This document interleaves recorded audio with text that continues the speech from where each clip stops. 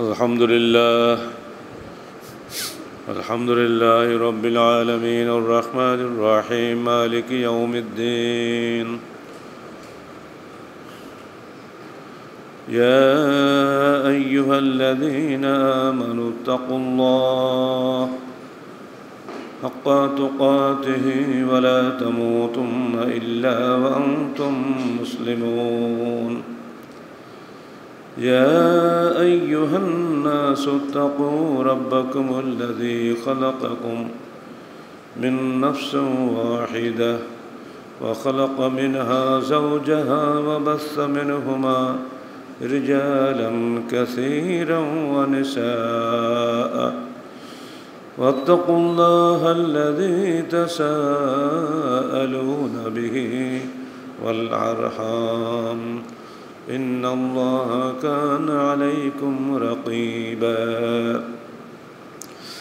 يا أيها الذين آمنوا اتقوا الله وقولوا قولا سديدا يصلح لكم أعمالكم ويغفر لكم ذنوبكم ومن يطع الله ورسوله فقد فاز فوزا عظيما أما بعد فقد قال الله تعالى في الكلام المجيد فأعوذ بالله السميع العليم من الشيطان الرجيم بسم الله الرحمن الرحيم ما كان لمؤمن ولا مؤمنة إذا قضى الله ورسوله أمرا أن يكون لهم الخيرة من أمرهم ومن يطع الله ورسوله فقد ضل ضلالا مبينا সূরা নাহল 36 আয়াত। যাবতীয় হামদ ও সানা আল্লাহ রাব্বুল আলামিনের জন্য এবং যাবতীয় দরুদ ও সালাত শেষ নবী মুহাম্মদ রাসূলুল্লাহ সাল্লাল্লাহু আলাইহি ওয়াসাল্লামের জন্য। দুনিয়াতে সবাই আমরা মানুষ, সবারই পিতামাতা এক, সবারই সৃষ্টিকর্তা এক, সবারই গন্তব্য এক। সবাইকে মরতে হবে, সবাইকে ফিরে যেতে হবে সৃষ্টিকর্তার কাছে, যিনি আমাদেরকে সৃষ্টি করেছেন, অনস্তিত্ব থেকে অস্তিত্বে এনেছেন। মুহাম্মদ সেই মহান আল্লাহ আলামিনের নিকটে এই কথাগুলিতে কোনো মতভেদ নাই। প্রকৃত মানুষ সেই যে প্রকৃতভাবে আল্লাহর বিধানের কাছে আত্মসমর্পণ করে, যাকে আরবিতে ইনসানে কামেল বলা হয়। পূর্ণ মানুষ সেই যে পূর্ণ আনুগত্যশীল আল্লাহর নিকটে, যাকে যিনি তাকে সৃষ্টি করেছেন। কিভাবে মানুষ পূর্ণভাবে আনুগত্যশীল হবে সেইগুলোর বিধিবিধান বর্ণনা করার জন্যই যুগে যুগে নবী রাসূলগণ এসেছেন। আমাদের নবী যেহেতু শেষ নবী, বিশ্ব নবী, সে কারণ তার নিকটে পূর্ণাঙ্গ শরীয়ত নাজিল হয়েছে এবং যা কোরআন ও সহিহ হাদিসের মাধ্যমে মানব জাতির কাছে তিনি পেশ করে গেছেন, রেখে গিয়েছেন আমানত হিসাবে। এই পবিত্র আমানতকে যারা খেয়ানত করে না, সঠিকভাবে বা যথাযথভাবে মেনে চলে, সে হলে প্রকৃত মুসলিম বা প্রকৃত মানুষ। সেখানে দেওয়া বিধান, পথপন্থা, আকীদা বিশ্বাসের বিপরীত কিছু হলেই মানুষ তখন পথভ্রষ্ট হয়ে যায়। আর তখনই শুরু হয় মানুষের মধ্যে নানা মত ও নানা পথের, শুরু হয় নিজেদের মধ্যে মতভেদ থেকে মতানৈক্য, মতানৈক্য থেকে শুরু হয় মানুষের হানাহানি। এটা হতেই থাকবে যতদিন না কিয়ামত হবে। সেখানে তিনি সব ফয়সালা করবেন, কে সঠিক পথে ছিল, কে বেঠিক পথে ছিল। এই দুনিয়াটাই হচ্ছে পরীক্ষার স্থল, প্রত্যেক মানুষকে এখানে পরীক্ষা দিতে হচ্ছে।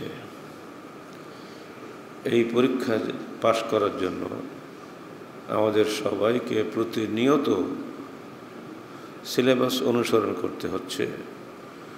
যারা সিলেবাস জানেন না তাদেরকে জানানোর জন্যই প্রতি সপ্তাহে খুতবার ব্যবস্থা করা হয়েছে,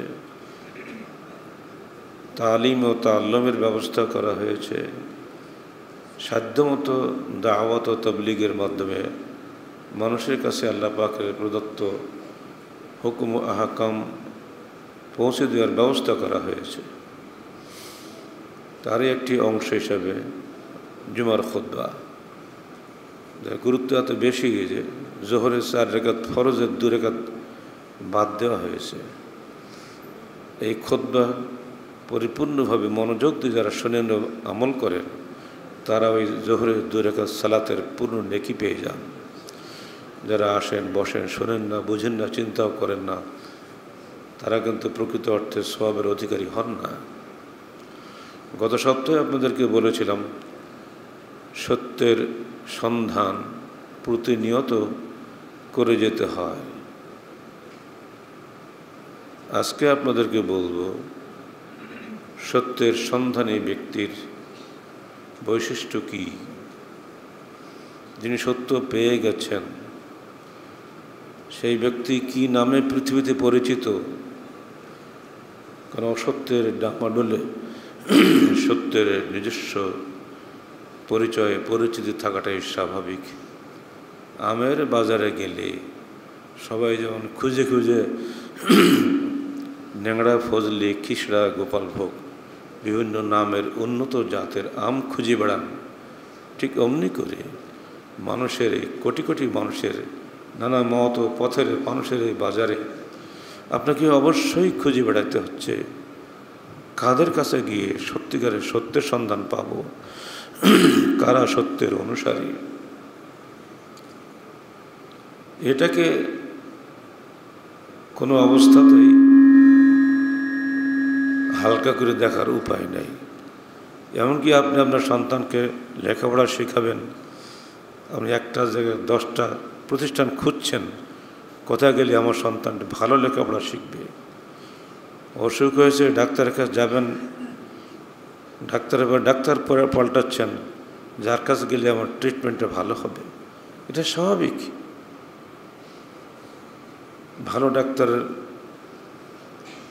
ডিগ্রি ভালো, অভিজ্ঞতা ভালো, সুনাম আছে, দক্ষতা আছে, আপনি অচেনা ডাক্তারের কাছে চুপচাপ চলে যাচ্ছেন, নিজের দেহটাকে তার ওটির টেবিলে বিলিয়ে দিচ্ছেন, ওটির ড্রেস পরে কাফনের কাপড় করার মতো অবস্থা। আপনি ধরে নিচ্ছেন যে আমি হয়তো ওটির ড্রেস থেকে আর উঠব না, এখানেই হয়তো আমার দুনিয়া থেকে শেষ বিদায় হয়ে যেতে পারে।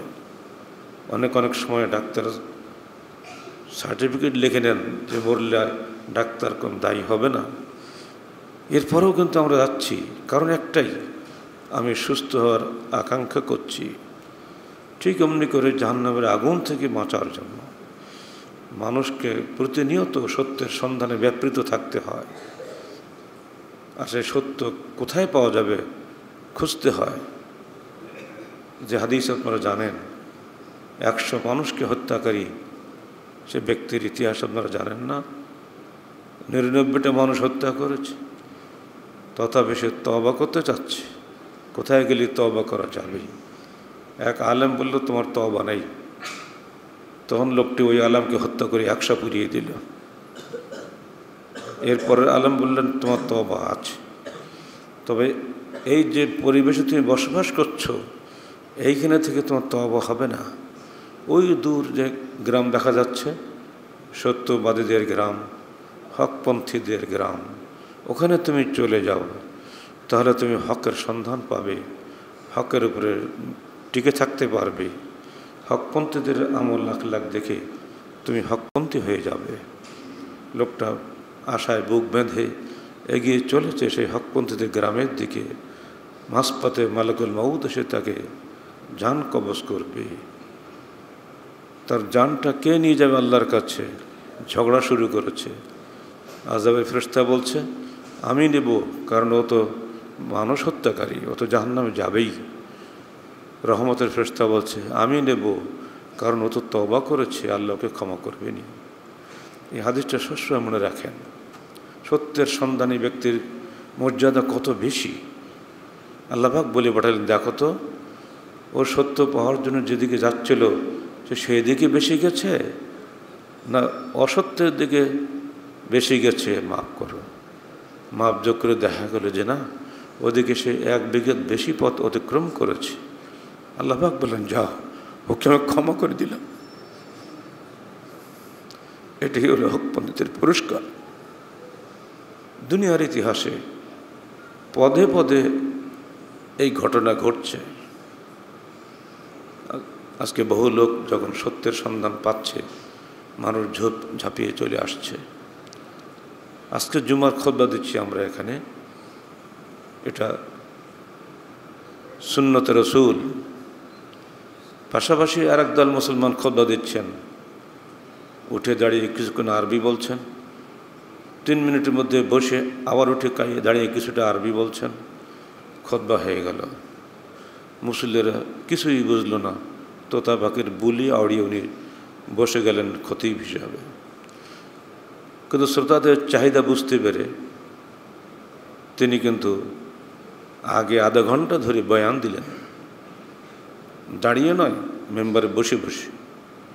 কারণ দাঁড়ানোটা খুতবার সুন্নত, দাঁড়ালে তো ওটা খুতবাই হয়ে যাবে। বয়ান দিলেন। যখন মুসল্লি আসবে মসজিদে, তখন তারা এসে নফল সালাত সমূহ আদায় করবেন। তাদের সালাত নিষিদ্ধ করে ওনার বয়ান শুনতে বাধ্য করা হলো। এটা কিন্তু সত্যের সন্ধানীদের লক্ষণ নয়। যদিও খতিব বুঝতেন আমার রসুল কীভাবে খুতবা দিয়েছেন, 2টা মাত্র, 3টা নয়, তাহলে তিনি কিন্তু এটা করতেন না। এখানে তার মধ্যে রায় ও কেয়াসে ঢুকে গেছে। যেহেতু আমার রসুল আরবিতে খুতবা দিয়েছেন, আমাকে আরবিতে দিতে হবে। উনি বোঝেন না যে আল্লাহ রসুল ঘুম থেকে উঠে ঘুমানো পর্যন্ত কোনো সময় আরবি ছাড়া বাংলা বলেন নাই। তো আপনি সারা 24 ঘন্টা আরবি বলুন, খুতবার সময় খুতবা আরবিতে দিন, কোনো আপত্তি নাই। আপনার শ্রোতারা আরবি বুঝুক, আপনি খুতবা আরবিতে দেন, কোনো সমস্যা নেই। কিন্তু আপনার শ্রোতা হলো বাঙালি, তারা বাংলা ছাড়া আরবি বুঝে না। সেখানে আপনি কোরআন হাদিসের ব্যাখ্যা দিচ্ছেন, কোন ভাষায় দিবেন? আপনি কোরআন পড়ে বুঝতে পারেন না? আল্লাহ পাক তার রসুলকে নির্দেশ দিচ্ছেন,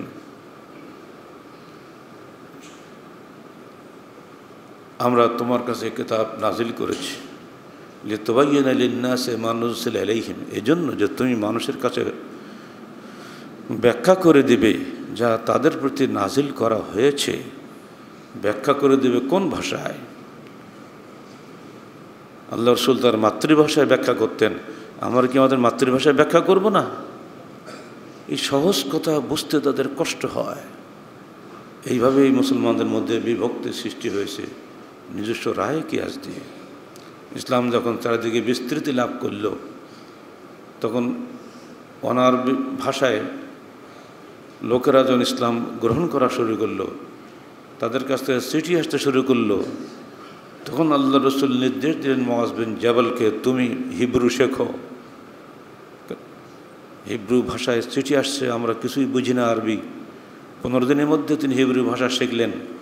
যখনই বাইরের অনারব কোনো প্রতিনিধি আসতো বিভিন্ন রাষ্ট্রের, তারা এসে কথা বলতো, মুআজ বিন জাবাল ব্যাখ্যা করে আমার রসুলকে বুঝাতেন, এটা কি দলিল নয়? আল্লাহ রসুল 7ম হিজরিতে পৃথিবীর তৎকালীন বিশ্বের বড় বড় রাষ্ট্রনেতাদের কাছে পত্র পাঠিয়েছিলেন। যিনি যে রাষ্ট্রের ভাষা বুঝতেন, সেই সাহাবীকে সেই রাষ্ট্রে পত্রবাহক করে পাঠাতেন, তারা সেখানে যাতে কথাটা বুঝিয়ে বলতে পারে। খালি পত্র ফেলে দিলেও কিছুই বুঝলো না, একে হবে? এইগুলো দৃষ্টান্ত যাদের সামনে রয়েছে, তারা কোনো অবস্থায় মাতৃভাষায় খুতবা ছাড়া আরবি ভাষায় খুতবা দিতে পারেন না। কিন্তু না, গোড়ামির চূড়ান্ত সীমায় গিয়ে আলেম মুফতি নামধারী লোকেরা এগুলো করে যাচ্ছেন। 2 খুতবার সুন্নত বাদ দিয়ে 3 খুতবা চালিয়ে যাচ্ছেন। একটা দৃষ্টান্ত মাত্র দিলাম, পদে পদে এরকম অসংখ্য দৃষ্টান্ত আপনি পাবেন। সত্যের সন্ধানীদের প্রধানতম বৈশিষ্ট্য এই, যারা আল্লাহ বলছেন সূরা নাহল 36 আয়াতে, মা কানা লিমুমিনিন ওয়ালা মুমিনাতিন ইযা কাদাল্লাহু ওয়া রাসূলুহু আমরান আন ইয়াকুনা লাহুমুল খিয়ারাতু মিন আমরিহিম ওয়া মান ইয়াসিল্লাহা ওয়া রাসূলাহু ফাকাদ দাল্লা দালালাম মুবিনা। কোনো মুমিন পুরুষ বা নারী তার কোনো ইখতিয়ার নেই যখন আল্লাহ বা তার রসুল কোনো বিষয়ে সিদ্ধান্ত দেন, সেই ব্যাপারে কোনো রকম কথা বলার ইখতিয়ার নাই। আমাইয়া আসিল্লাহ ওয়া রাসূলহু, যে ব্যক্তি আল্লাহ ও তার রসুলের অবাধ্যতা করল, ফাকাদ দাল্লা দালালাম মুবিনা, সে ব্যক্তি স্পষ্ট ভ্রষ্টতায় নিক্ষিপ্ত হলো।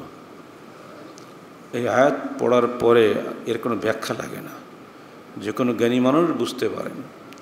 ডাক্তার বলেছে আপনার এই ট্রিটমেন্ট দিলাম, 6 ঘন্টা পর পর এই ট্যাবলেটটা খাবেন বা এই ক্যাপসুলটা খাবেন। এই ব্যতিক্রম হলে কিন্তু আপনার ক্ষতি হবে। আপনি কি তার ব্যতিক্রম করেন? করেন না। নিজের স্বাস্থ্যের মহব্বতে যদি আপনি ডাক্তারের আদেশ নিষেধ মেনে চলতে পারেন, আপনি নিজের পরকালীন স্বার্থে রসুলের আদেশ নির্দেশকে মেনে চলতে পারেন না।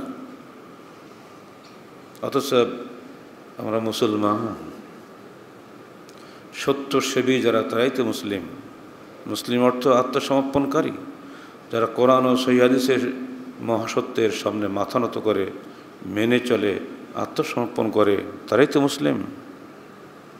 অন্যরা অস্বীকার করে তারা মুসলিম নয়, তারা কাফের।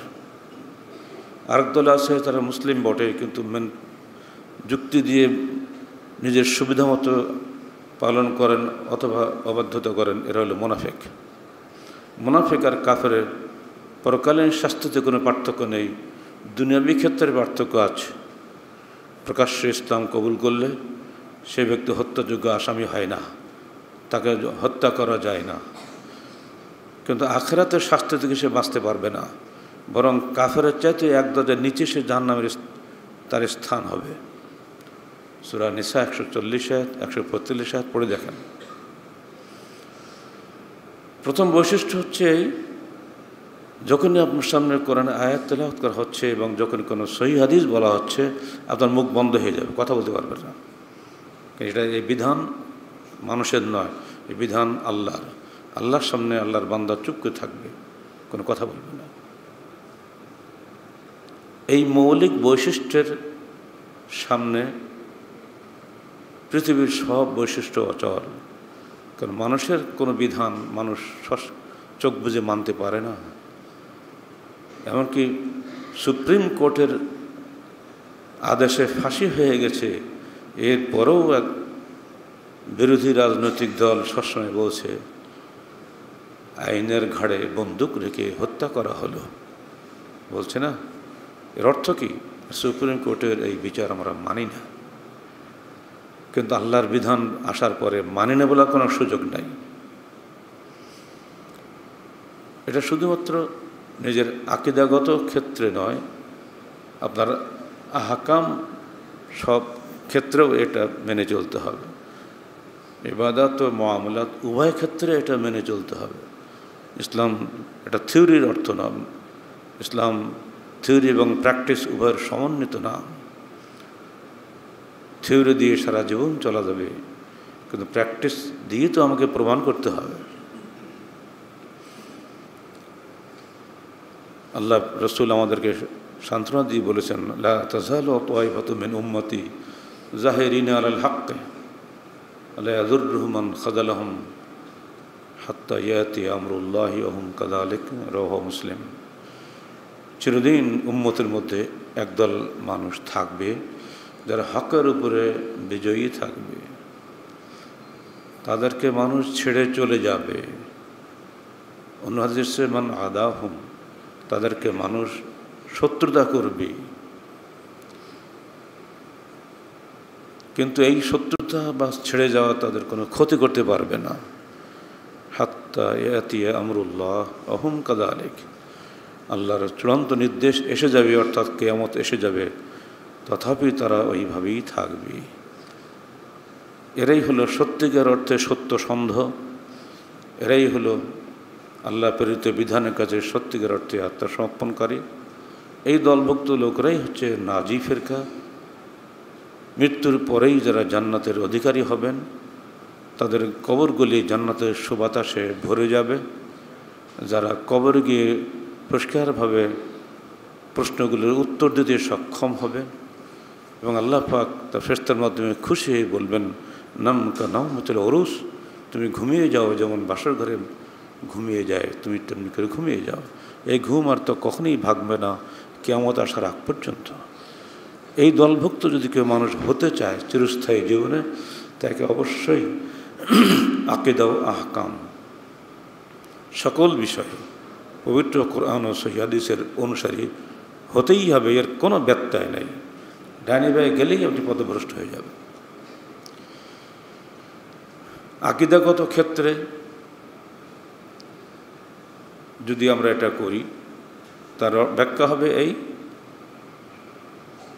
এই ব্যক্তি তিনি যিনি বিশ্বাস করেন যে হৃদয়ে বিশ্বাস, মুখের স্বীকৃতি এবং কর্মে বাস্তবায়নের সমন্বিত নাম হচ্ছে ঈমান বা বিশ্বাস, যা আনুগত্যে বৃদ্ধিপ্রাপ্ত হয়, গুনাহে হ্রাসপ্রাপ্ত হয়। যেখানে বিশ্বাস হচ্ছে মূল, কর্ম হচ্ছে শাখা। এর বিপরীত যারা বিশ্বাস করেন তারা বলেন হৃদয়ে বিশ্বাস, মুখে স্বীকৃতি, কর্মে বাস্তবায়ন, তিনটি হলো ঈমানের মূল। কর্মে যদি কোনো রকম ব্যতিক্রম হয় তাহলে সে কাফেরদের রক্ত হালাল। এটা হলো চরমপন্থীদের আকীদা। আজকে পৃথিবীতে যাদেরকে আমরা জঙ্গিবাদী বলছি, ফেলে আসা সেই খারেজি আকীদাকেই উস্কে দিয়ে জাতীয় আন্তর্জাতিক চক্রান্তের অংশ হিসেবে আমাদের ছোট ছোট তরুণগুলোকে বিভ্রান্ত করে জঙ্গিবাদ উত্থান ঘটানো হয়েছে সর্বত্র। মূলত এটা ইসলামী আকীদা নয়। ইহুদি নাসারার এই আকীদা ঢুকিয়ে দিয়েছিল, আর এই আকীদার কারণেই হযরত আলীকে কাফের মনে করে তাকে হত্যা করেছিল এই ছেলেপিলেরা। এই চরমপন্থার বিপরীত হচ্ছে শৈথিল্যবাদ। যারা মনে করেন মনে মনে আল্লাহকে স্বীকার করলেই ঈমানদার হওয়া গেল, অথবা হৃদয়ে বিশ্বাস ও মুখে স্বীকৃতি ঈমানদার হওয়ার জন্য যথেষ্ট। যাদের দৃষ্টিতে ঈমান বাড়েও না কমেও না, কারণ আমল ঈমানের অংশ নয়। ফলে একজন লোক সালাত আদায় করলেন, সিয়াম পালন করলেন, তার ঈমান বাড়ল না। ওই ব্যক্তি মদ খান, ওই ব্যক্তি মানুষ হত্যা করেন, জেনা ব্যভিচারী করেন, এতে তার ঈমানের কোনো ঘাটতি হয় না। এই বিশ্বাস যারা করেন তাদেরকে বলা হয় মুরজিয়া, শৈথিল্যবাদী। এই সহজ বিষয়টি যারা গ্রহণ করে নিয়েছেন তাদের সংখ্যাই বেশি, কারণ তাদের ধারণা আমি অবশ্যই জান্নাত পাব, যতই জেনা ব্যভিচারী মদ মাতালি হই না কেন, যতই মানুষ খুন করি না কেন, এতে আমার ঈমানের কোনো ক্ষতি হবে না। এই বিশ্বাস অচল।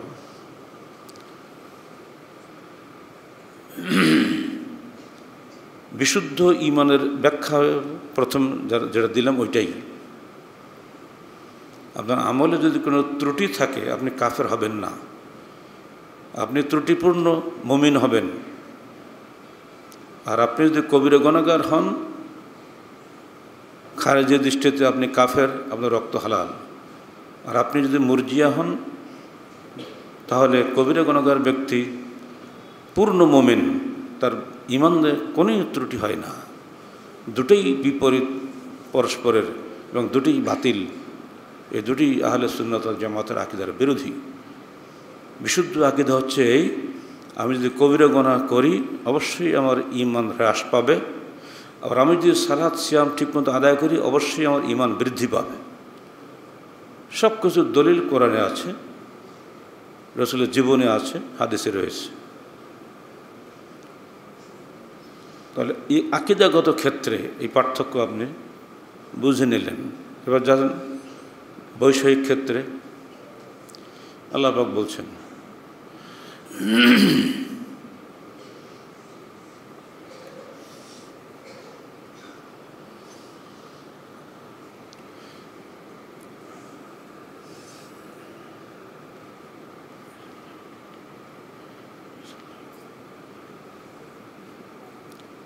তোমরা অতদিন পর্যন্ত ঈমানদার হতে পারবে না, ফালা ওয়ারাব্বিকা লা ইউমিনুনা হাত্তা ইউহাক্কিমুকা ফীমা শাজারা বাইনাহুম সুম্মা লা ইয়াজিদু ফী আনফুসিহিম হারাজাম মিম্মা কাযাইতা ওয়া ইউসাল্লিমু তাসলিমা।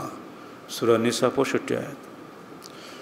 তোমার রবের কসম করে আমি আল্লাহ বলছি, ওরা কখনোই মুমিন হতে পারবে না যতক্ষণ না হে মুহাম্মদ তোমাকে তাদের যাবতীয় বিসংবাদিত বিষয়ে ফয়সালাকারী হিসেবে মেনে না নেবে।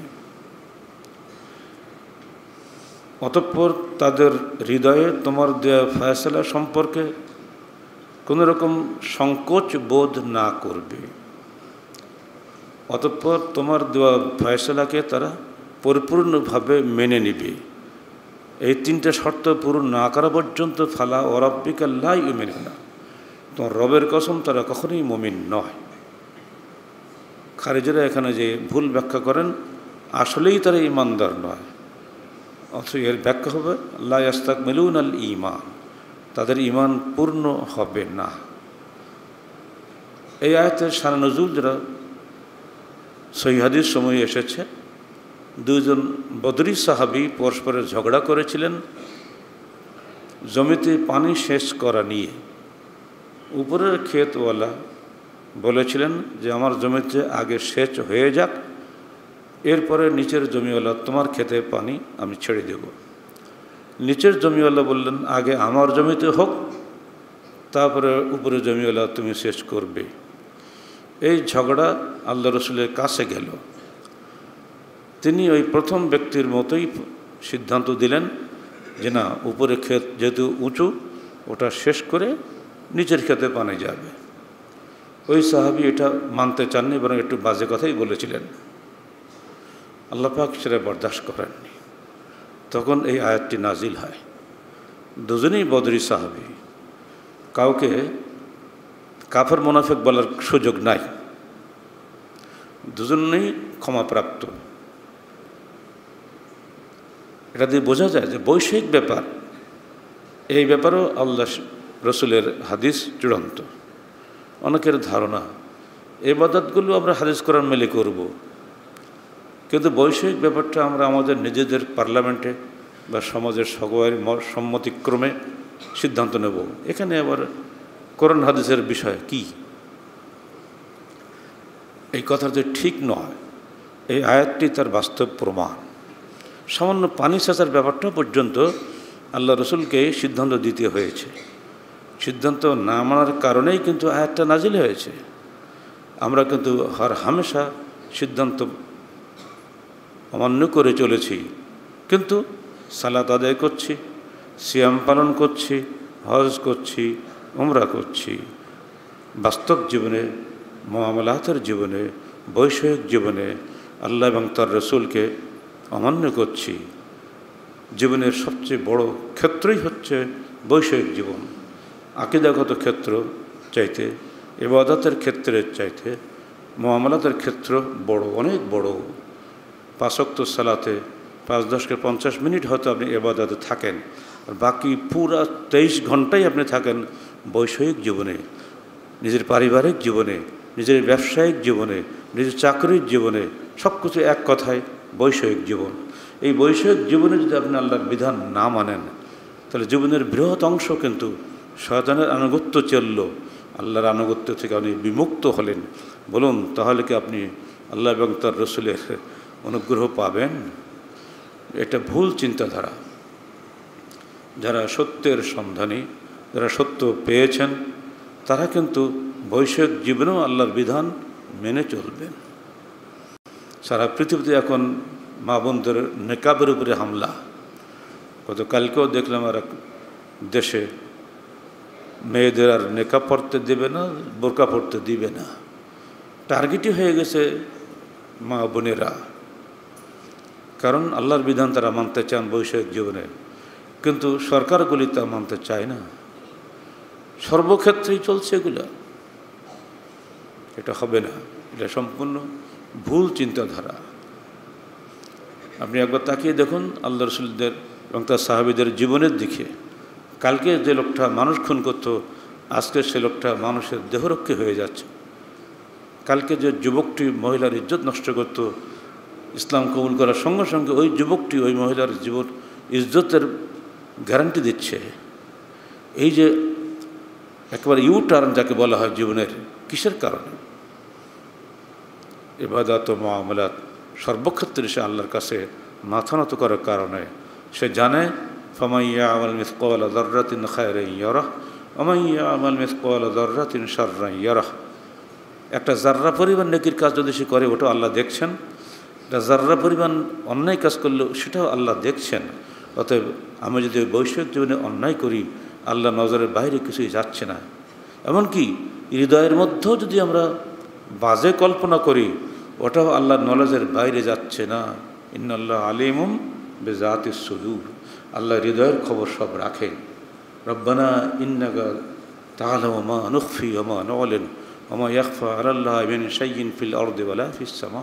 হে আমাদের প্রতিপালক, নিশ্চয়ই তুমি জানো যা আমরা লুকিয়ে রাখি, যা আমরা প্রকাশ করি। এই জমিন ও আসমানের কোনো কিছুই তোমার কাছে গোপন থাকে না। কে দোয়াটা করেছিলেন দূর অতীতে নমরুদের অত্যাচারিত নবী ইব্রাহিম আলাইহিস সালাম আল্লাহর কাছে এই প্রার্থনা করেছিলেন। অতএব হৃদয়ের মধ্যে বাজে চিন্তা করাটাও পাপ। তবে এটা মুসলমানদের জন্য আল্লাহ পাকের বিশেষ মেহেরবানি। আল্লাহ রসুল বলছেন, তোমরা মনে মনে যাই কিছু করো, যতক্ষণ যেটা কাজে পরিণত না করবে, মুখে না বলো, ততক্ষণ আল্লাহ পাক তোমাদেরকে ক্ষমা করবেন। এই জন্য আমরা বেঁচে গেছি, আর নইলে বাঁচার উপায় ছিল না। অতএব ভাইরা সাবধান। আকীদা ও আমল উভয় ক্ষেত্রেই আপনাকে আল্লাহর বিধানের অনুসারী হতে হবে, এর বাইরে যাওয়ার কোনো উপায় নাই। ইবাদত ও মুআমালাত এই সার্বিক জীবনের যিনি আল্লাহ এবং তার রাসূলের আনুগত্যশীল হন, তার চরিত্র কেমন হয় একটা দৃষ্টান্ত দিলে আপনি বুঝতে পারবেন। আল্লাহ রাসূল বসে আছেন সাহাবীদেরকে নিয়ে। সেই সময় একজন সাধারণ মানুষ জীর্ণ শীর্ণ পোশাকে এলেন সামনে, এসে বলছেন, হে আল্লাহর রাসূল, আমি জান্নাত পেতে চাই, কি করতে হবে আমাকে? আমি মূর্খ মানুষ, দুম্বা চড়িয়ে খাই, উট চড়িয়ে খাই, আমি তো লেখাপড়া জানি না, বুঝবো না কিছু, আমাকে সংক্ষিপ্ত পথ বাতলে দিন। তিনি বলে দিলেন, তুমি আল্লাহ ও তার রাসূলের উপরে বিশ্বাস স্থাপন করো, তুমি 5 ওয়াক্ত সালাত আদায় করো, রমজানের সিয়াম পালন করো, পারলে জাকাত দিও, পারলে হজ করো। আর কিছু করতে হবে না তো? না, যদি তুমি নফল ইবাদত করতে পাও সেটা তোমার ইচ্ছা, না করলে যায় আসে না। লোকটা ফিরে যাচ্ছে আর বলছে, আল্লাহে ইন্নী লা আযীদু আলা হাযা ওয়া লা আনকুসু। আল্লাহর কসম, আমার নবী যা বলেছেন তার চাইতে একটুও বাড়াবো না, একটুও কমাবো না। এই কথাটা শুনে আল্লাহ রাসূল এত খুশি হলেন, তিনি বললেন, মান সাররাহু আন ইয়ানজুরা ইলা আহলিল জান্নাহ ফালইয়ানজুর ইলা হাযার রাজুল ইন সাদাকা। যে ব্যক্তি খুশি হয় এই কথা জেনে যে দুনিয়াতে জীবন্ত অবস্থায় কোনো জান্নাতি মানুষকে দেখবি, সে এই মানুষটির দিকে একটু তাকিয়ে দেখো, যদি সে তার কথায় সত্যবাদী হয় অবশ্যই সে জান্নাতি হবে। আমাদের কি মন চায় না আমরা আল্লাহ এবং তার রাসূলের বিধান মেনে জীবন্ত জান্নাতি হই? তালহা যখন হাঁটতেন সব সাহাবীরা বলতেন, এই দেখো জীবন্ত জান্নাতে দুনিয়া হেঁটে বেড়াচ্ছে। আবু বকর সিদ্দিক বলছেন যে 10 জন সাহাবীকে আল্লাহ রাসূল সুসংবাদ দিয়েছিলেন জান্নাতের, সে 10 জনকে দেখেই সবাই এমনি করে ঈর্ষা করতে হয়, আমরা যদি এই সুসংবাদটা পেতাম।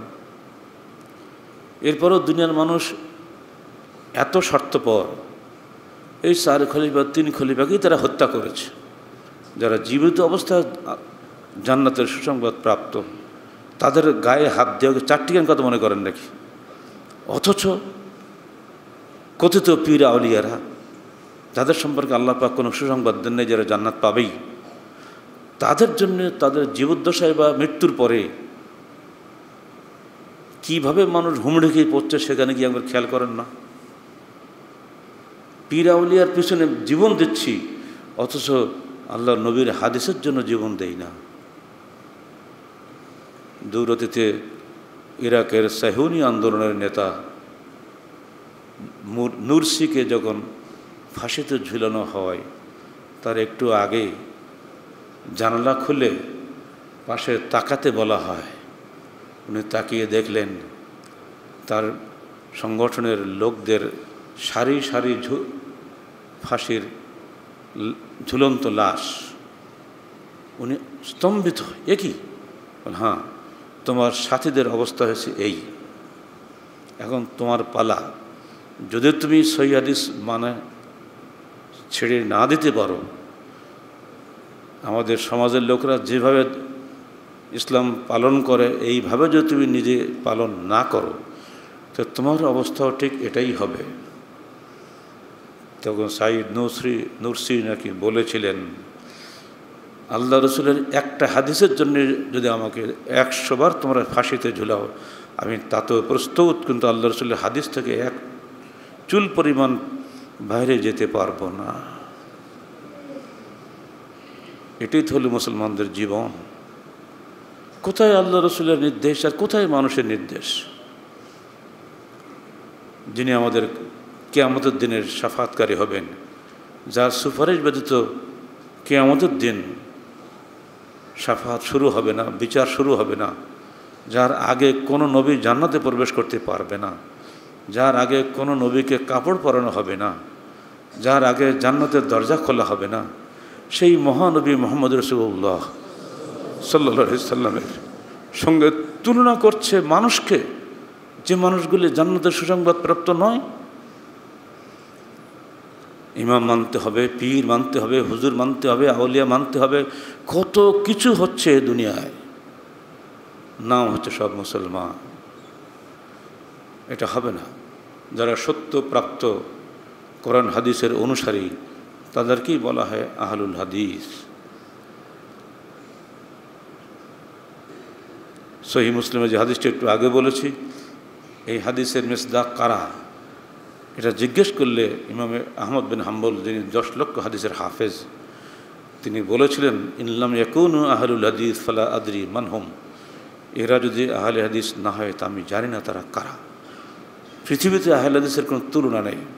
ইমাম ইবনে তাইমিয়া বলছেন, আহলুল হাদিস ফিল ইসলাম কা আহলুল ইসলাম ফি আহলিল মিলাল। পৃথিবীর সমস্ত ধর্ম সম্প্রদায়ের মধ্যে মুসলমানদের যে উচ্চ স্থান, মুসলমানদের মধ্যে আহলে হাদিসদের তেমনি সর্বোচ্চ স্থান নির্ধারিত। তিনি বললেন, দেখো,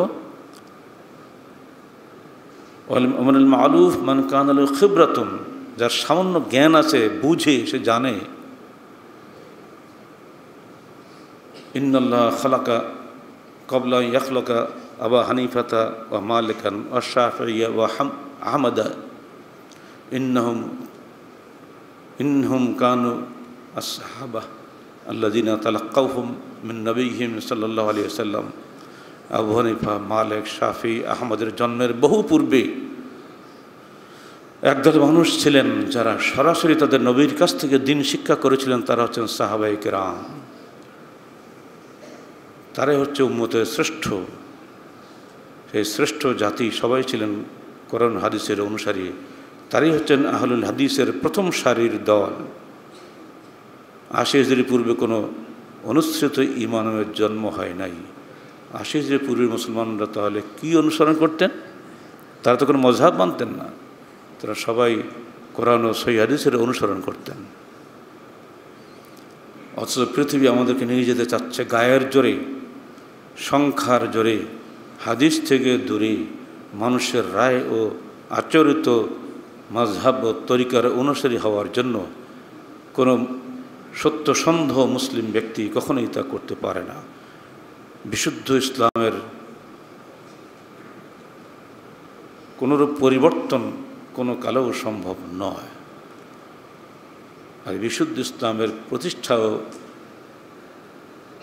প্রচারের জন্যই আহলে হাদিস আন্দোলনের দায়িত্ব। যে কোনো ব্যক্তি সত্যের অনুসারী হতে চান তাকে অবশ্যই সর্বাগ্রে সব কিছু পরিত্যাগ করে নিজের সব কিছু যুক্তি তর্কের ঊর্ধ্বে উঠে কোরআন ও সহিহ হাদিসের প্রকাশ্য অর্থের অনুসারী হতে হবে। যে অর্থ আরবরা বুঝত সেই অর্থে কোরআন হাদিস নাজিল হয়েছে। আর এই জন্য আল মুস্তাহিদুনা কুল্লুহুম ইয়াহসুনা সাহাবাহুম ইয়ামালু বিজাহিরিল কিতাবি ওয়াস সুন্নতি সহিহা। প্রত্যেক মুস্তাহিদ তারা তাদের অনুসারীদেরকে উৎসাহিত করতেন তারা যেন কোরআন ও সুন্নাহর প্রকাশ্য অর্থের অনুসরণ করে। তারা সবাই একই কথা বলে গিয়েছেন, ইযা রাআইতুম কালামান ইউখালিফু যাহিরা সুন্নাহ ফা'মালু বিল সুন্নাহ ওয়াদরিবু বিকালামিনা আলাল হায়ত। তোমরা যখন দেখবে আমাদের কোনো কথা প্রকাশ্য সহিহ হাদিসের বিপরীত হয়ে যাচ্ছে, তখন তোমরা আমাদের কথা দেয়ালে ছিঁড়ে মেরো, প্রকাশ্য সহিহ হাদিসের অনুসরণ করো।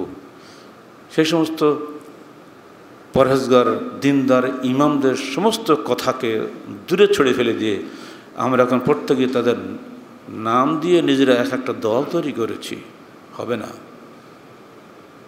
প্রকাশ্য অর্থের উপরে আপনাকে আসতে হবে। নিজে যুক্তিবুদ্ধি দিয়ে হাদিসকে অস্বীকার করার বিষয়টি ছাড়তে হবে ইনশাআল্লাহ। তাহলেই আপনি নিজেকে নিশ্চিন্ত মনে কবরে সঁপে দেওয়ার মতন প্রস্তুতি নিতে পারবেন। আন্দোলনে সারা জীবন এই সন্দেহ দ্বন্দ্বের মধ্যেই আপনাকে থাকতে হবে। ঠিক না বেঠিক, ঠিক না বেঠিক, কোনো নিশ্চিত আপনি হতে পারবেন না। নিশ্চিত হতে গেলে আপনাকে অবশ্যই সহিহ হাদিসের প্রকাশ্য অর্থের উপরে আমল করে যেতে হবে, এর কোনো ব্যতিক্রম করা চলবে না। এই মৌলিক বৈশিষ্ট্যটাই সামনে রাখেন। এবারে নিজের সালাতের দিকে তাকান, সিয়ামের দিকে তাকান, মুআমালাতের দিকে তাকান। আপনি সালাতের বিষয়ে আর কী বললো আপনারা সবাই জানেন বিষয়টা। বলা হচ্ছে ইন্নামাল আমালু বিন্নিয়াত, সকল বিষয় নিয়তের উপরে নির্ভরশীল। নিয়ত মানে সংকল্প সবাই জানে, এই একটা পাগলও বুঝে। কিন্তু এই হাদিসের ব্যাখ্যা যখন আপনি কোনো মুফতির কাছে যাবেন, তিনি বলবেন হ্যাঁ তোমাকে নিয়ত মানে নাওয়াতুন পড়াটা ফরজ। ব্যাখ্যা হয়ে গেল। আল্লাহ রাসূল বলছেন নিয়ত করা ফরজ, আপনি বলছেন নাওয়াতুন পড়া ফরজ। সাধারণ মানুষ বিপদে পড়ে যায়, তাই তো। এত বড় মুফতি, দুনিয়ার সব ডিগ্রি তার পকেটে, তিনি যখন এই ব্যাখ্যা দিচ্ছেন তো এটাই বোধহয় সঠিক হতে পারে। এটা যে আদৌ সঠিক নয়, এটা সম্পূর্ণ ধারণাভিত্তিক কথা, সে কী করে বুঝবে? এখন যদি কেউ ব্যক্তি বলে আচ্ছা আল্লাহ রসুলদের নায়াতুন পড়েছেন আরবিতে বা সাহাবা একরাম কেউ পড়েছেন, একটা হাদিস আমাদেরকে দেখান তো ভাই। বেয়াদব, এই মুফতির বিরুদ্ধে কথা বলো, বাস শেষ। সালাতের শুরুতেই নায়াতুনের বেদাত দিয়ে শুরু করা হচ্ছে, এরপর শেষ পর্যন্ত যাবেন যে কত অসংখ্য বেদাত আছে ঠিক নেই। মুসলমানের সবচেয়ে বড় ইবাদতটাকে এমনি করে আমরা ধ্বংস করে দিয়েছি। সালাতে দাঁড়াচ্ছেন, আল্লাহ রসুল বলছেন তোমাদের দুই পা যে ফাঁক থাকে, ফাঁকের মাঝখানে আমি দেখতে পাচ্ছি শয়তান কালো বকরির রূপ ধারণ করে ওখানে দাঁড়িয়ে গেছে। অতএব তোমরা পায়ে পায়ে কাঁধে কাঁধ মিলিয়ে তারা ঠেসে ঠেসে দাঁড়াও, ভালোভাবে মিলিয়ে দাঁড়াও। ইবনে উমর পাথর নিয়ে বসে থাকতেন, পায়ে পা না লাগলে উনি পায়ে পাথর মেরে দিতেন। ওমর ফারুক লাঠি নিয়ে বসতেন, পায়ে পায়ে না লাগলে লাঠি দিয়ে পায়ে মেরে দিতেন। সাহাবীদের এই আমলগুলো আপনি দেখবেন না। আপনি বললেন পায়ে পায়ে লাগানোটা বেয়াদবি, অতএব ফাঁক ফাঁক করে দাঁড়ানোটাই ভালো। হাজার হাজার নয় লক্ষ লক্ষ মুসলমান ফাঁক করে দাঁড়াচ্ছে, পা লাগলে আর পা টেনে নেয় জোকের মতো। আপনি সুন্নত আমল করতে যাচ্ছেন, তিনি কিন্তু অন্যের রায় আমল করছেন। সুন্নতের আমলকারী মানুষের রায়ের আমলকারী দুজন কি সমান? সালাতে কীভাবে দাঁড়িয়েছেন সব হাদিসে আপনি পাবেন।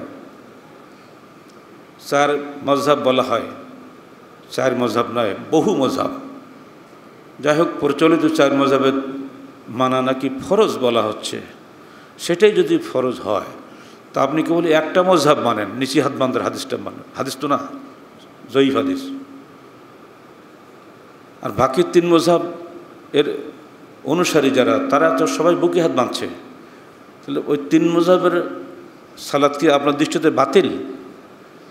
যেহেতু ওটা তো ফরজ, তো 3 মযহাবের লোক যদি রফলে দান করে, আমিন জোরে বলে, বুকে হাত বাঁধে, ধরুন আহলে হাদিসরা সেই একটা ফরজ নয় মানল, এত রাগ কেন? এই যে ধারণাগুলো চলছে, কান্নাহু নবীন বুইসা ইলাইহি, শাহরুল মুহাদ্দিসের ভাষায় ওই লোকটি যেন একজন নবী, যাকে তার কাছে পাঠানো হয়েছে। জি না, এটা চলবে না। হাদিসের সামনে কোনো মানুষের ব্যক্তি চলবে না। এমনি করে আপনি সালাত শেষ করা পর্যন্ত যাবেন, দেখবেন অসংখ্য মসলা আপনি পাবেন। সালাত হলো সকল দেশে, বিশেষ করে উপমহাদেশে সবচেয়ে মজহাবি হামলার শিকার। আহলে হাদিস আন্দোলন বাংলাদেশ যখন এর বিরুদ্ধে কথা বলেছে, কলম ধরেছে, বক্তব্য রেখেছে, সাংগঠনিকভাবে প্রচেষ্টা চালিয়েছে, তখনই সর্বাত্মক বিরোধিতার সম্মুখীন হয়েছে। এবং এটা স্বাভাবিক, এটা হবেই। সত্য সামনে এলে মিথ্যার অনুসারীরা ক্ষিপ্ত হবে, এটাই স্বাভাবিক। কিন্তু এটাও ঠিক, কোরআনের ভাষায় সত্য যখন এসে যায়, মিথ্যা তখন চূর্ণ হয়ে যায়, মিথ্যা থাকে না।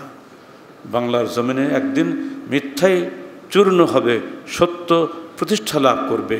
একে ঠেকানোর ক্ষমতা ইনশাআল্লাহ কারোরই থাকবে না। আল্লাহ পাক আমাদেরকে সেদিনের অপেক্ষা করার তৌফিক দান করুন। আকিদা ও আহকাম উভয় ক্ষেত্রেই বিশুদ্ধ আকিদা হচ্ছে এই তসদিক বিল জানান, ইকরার বিল লিসান, আমল বিল আরকান, ইয়াজিদু বিত তাআ ওয়া ইয়ানকুসু বিল মাসিয়া, আল ঈমান ফাল আসল, আল আমল ফাল ফারা। হৃদয়ে বিশ্বাস, মুখে স্বীকৃতি, কর্মের বাস্তবায়নের সমন্বিত নাম হচ্ছে ঈমান, যা আনুগত্যে বৃদ্ধিপ্রাপ্ত হয়, গুনাহে হ্রাসপ্রাপ্ত হয়। ঈমান হলো মূল, বিশ্বাস হচ্ছে মূল, কর্ম হলো তার শাখা। অর্থাৎ কর্মের ত্রুটি হলে আল্লাহ ক্ষমা করবেন যদি আমি তওবা করি, কিন্তু বিশ্বাসের ত্রুটি থাকলে আল্লাহ ক্ষমা করবেন না। অর্থাৎ বিশ্বাস যদি এটাই হয় যে কর্মটাও আমার ঈমানের মৌলিক বিষয়ের অন্তর্ভুক্ত, তাহলে আপনি তো প্রতি মুহূর্তে হত্যাযোগ্য আসামি হচ্ছেন। এমন একটা মানুষ নেই যে দিনে একবার না দুবার মিথ্যা কথা বলে না, যে কোনো কারণেই হোক। যে খাদ্যের মধ্যে ইচ্ছা বা অনিচ্ছা হয়তো হারাম খাদ্য খাচ্ছে, এগুলো তো হতেই পারে, ত্রুটি করবে মানুষ, আবার সে তওবা করবে। এটি তো আল্লাহ চান। মওকুফে জুরুম পর করম কা জহুর থা, বন্দা अगर জুরুম না করতে তো কসুর থা। কবি বলছেন যে মানুষের পাপের উপরেই আল্লাহর রহমতের বহিঃপ্রকাশ। যদি বান্দা পাপই না করতো তো আল্লাহ যে দয়াশীল তার প্রমাণ পাইতো কেমন করে, তাই না? কথা খুব সুন্দর না? আমরা পাপ করব, তওবা করব, আল্লাহ ক্ষমা করবে। তো মানুষ যদি পাপই না করে তাহলে কি ক্ষমা করবে? তুই তওবা করার আগেই তাকে মেরে দিলে, কল্লা কাটি দিলে, গুলি করে মেরে ফেলে দিলে, এ তো জেমবিদের কারবার, যে চরমপন্থী কারবার, এটা তো চলবে না। আবার যদি তুমি আদৌ কোনো নেকির কাজ করবো না, বলে আমি নারাতে চলো জান্নাতে চলে যাই, নানার বাড়ি নাকি, এটা হবে না। পরীক্ষার হলে নাম লেখাই দিলে, পরীক্ষা খাতা টাতায় কলম টলম নিয়ে তুমি পরীক্ষা অ্যাটেন্ড করলে না, ঘরে বসে বললে আমি ফার্স্ট ক্লাস ফার্স্ট হয়ে গেছি, এটা কি হবে? এটা হলো মুরজিয়ায় শৈথল্যবাদী, এটাও চলবে না। আপনাকে অবশ্যই বিশ্বাসে মজবুত হতে হবে, আমলের সাধ্যমতো সর্বোচ্চ আমল করার চেষ্টা করতে হবে, তাহলেই আপনি সত্যের পথে সঠিক হতে পারবেন। আর এটাই এই বেদাতি অধ্যুষিত বিশ্বে আপনাকে পরিচিত করেছে পৃথক বৈশিষ্ট্যের মাধ্যমে। সেই বৈশিষ্ট্যগত কারণে আপনি আহলুল হাদিস অর্থাৎ কোরআন ও সহিহ হাদিসের অনুসারী। আল্লাহ পাক প্রত্যেক